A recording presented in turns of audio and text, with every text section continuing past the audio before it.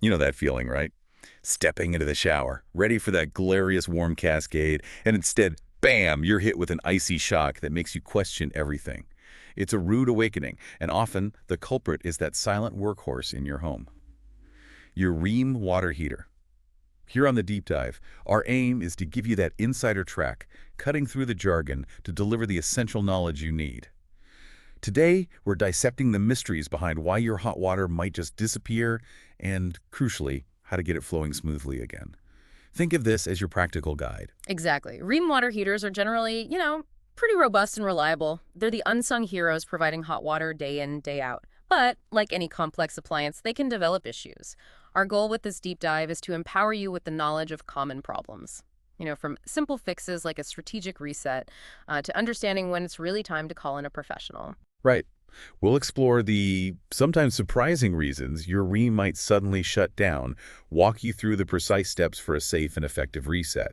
And then we'll dive into diagnosing those trickier, more persistent issues, like not enough hot water or maybe those unsettling noises.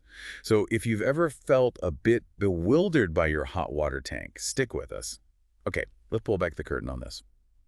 When your hot water vanishes, it feels like a major household crisis. But often it's not some grand mystery. So what are the most common reasons our Rheem heaters decide to take an unscheduled break?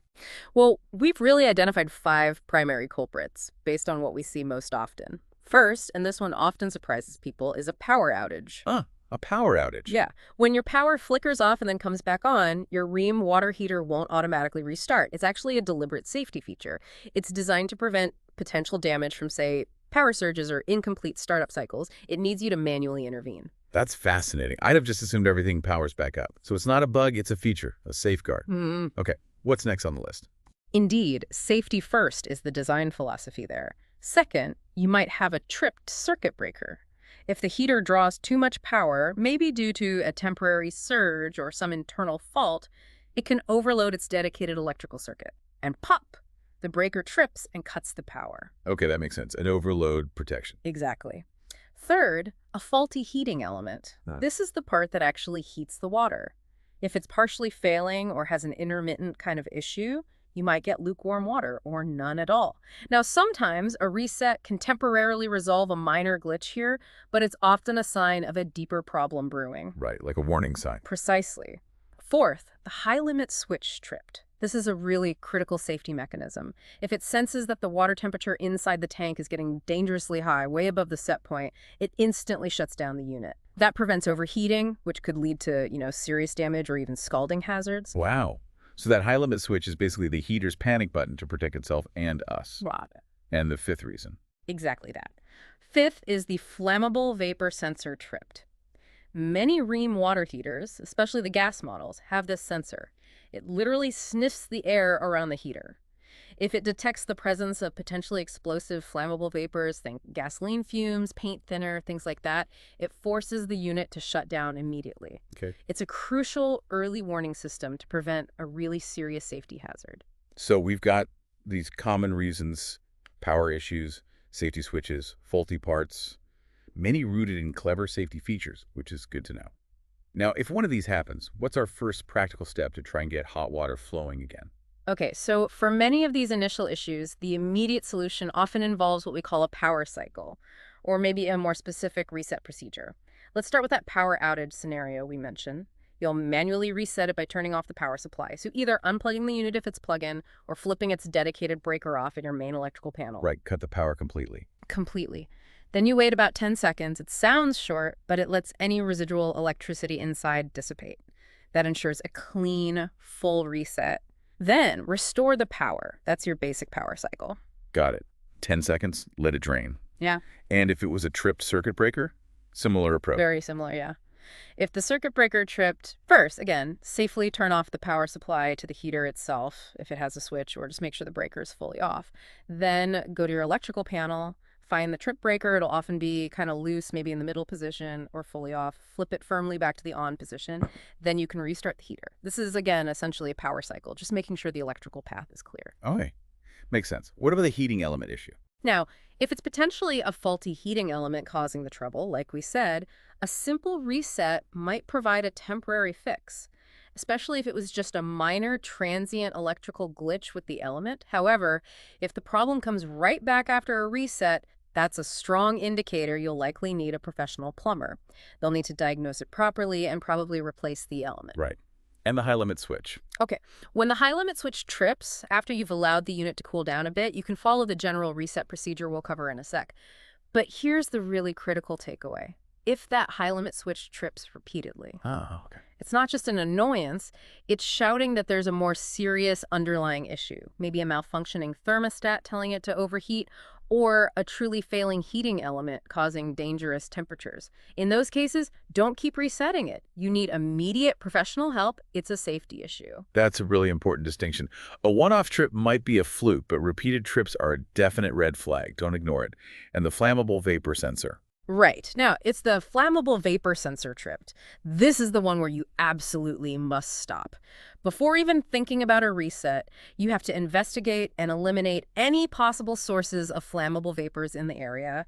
Check for spilled gas, paint cans, cleaning solvents, anything like that. Safety first, absolutely. Paramount. Once you are absolutely certain the environment is safe and the source of the vapors is gone, then and only then can you reset the water heater to restart it safely.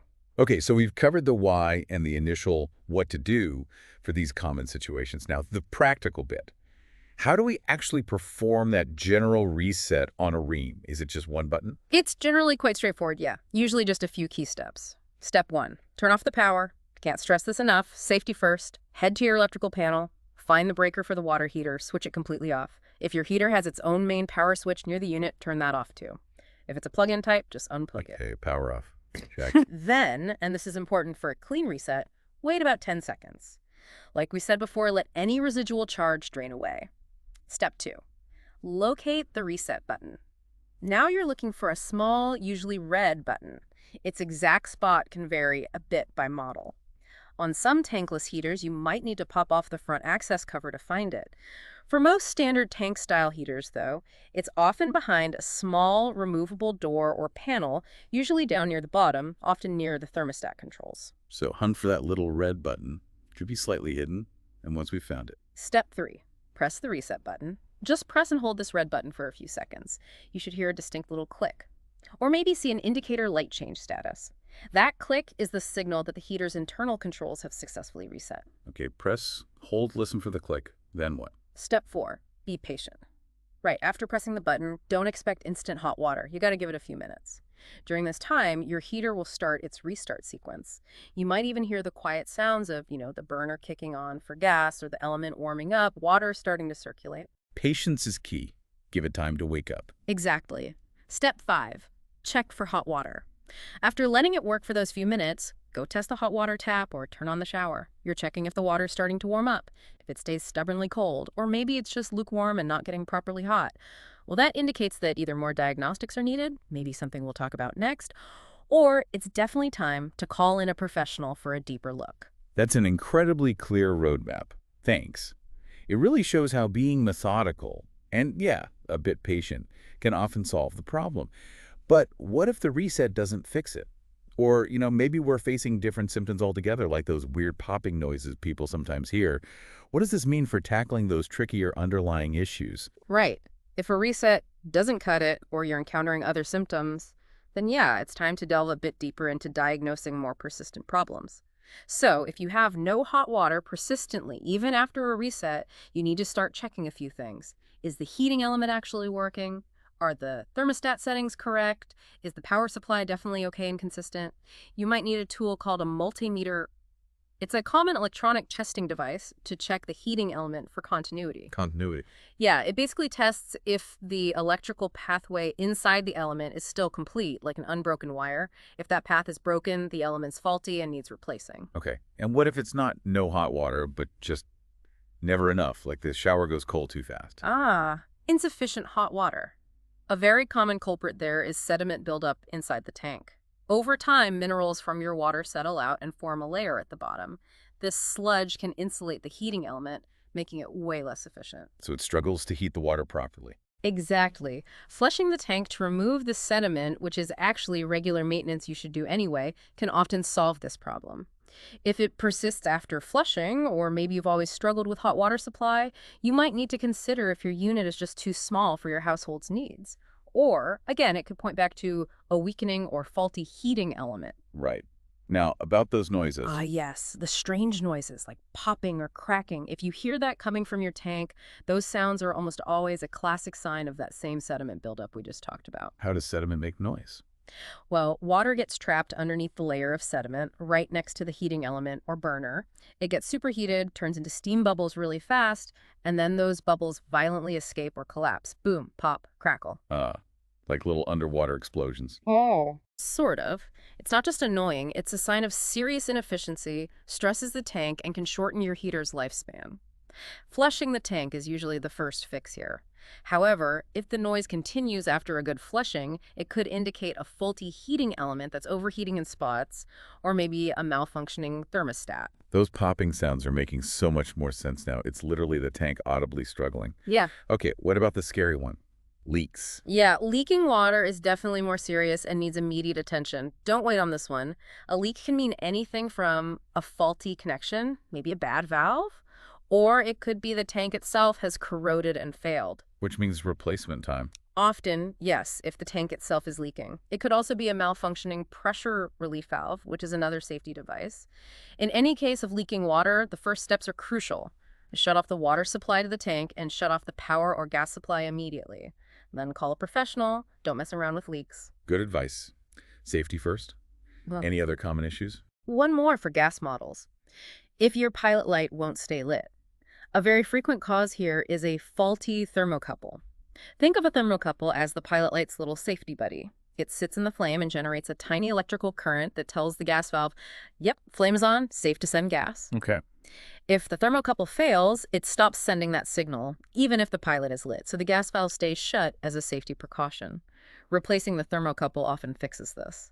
It really sounds like that distinction between what you can maybe tackle yourself, like a reset, maybe flushing, and when to absolutely call in the cavalry, the professional, is incredibly valuable, especially with leaks or those recurring safety trips. Well, that was a truly illuminating exploration of keeping our hot water flowing. We've navigated the surprising reasons your Rheem might need a reset, walked through the actual steps, and even delved into diagnosing some of those more stubborn, tricky issues. Yeah, what's really powerful here, I think, is realizing how many common water heater problems can potentially be addressed with just a basic understanding of how the unit works and, a simple reset procedure. But just as important is recognizing those specific symptoms like repeated high-limit trips or leaks, or that vapor sensor activation that signal a more serious underlying issue, and knowing when to seek professional expertise to ensure both the efficiency and, most critically, the safety of your home. Always, always follow the manufacturer's instructions and safety guidelines. That's paramount. Absolutely. So you've now got a much better toolkit, hopefully, to understand your Rheem water heater and maybe tackle some common issues head on. Could save you a call to the plumber, maybe some cold showers. And this kind of brings up an interesting thought to maybe leave you with. How many other appliances or systems in your home might have simple reset functions or crucial safety features like these? Things that, if you just understood them a little better, could save you time, money, or potentially even prevent a much bigger problem down the line. It really underscores how far a little foundational knowledge can actually